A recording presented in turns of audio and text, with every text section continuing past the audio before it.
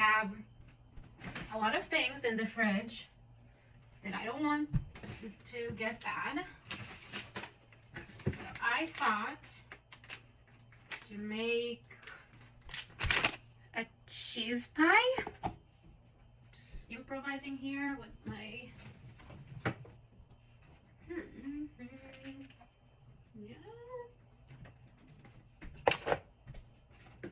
yeah.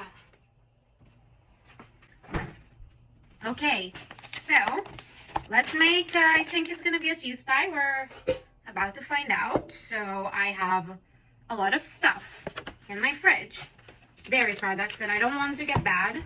Don't want them to get bad, so I'm just gonna improvise, put everything in this bowl with some eggs and almond flour because I wanted to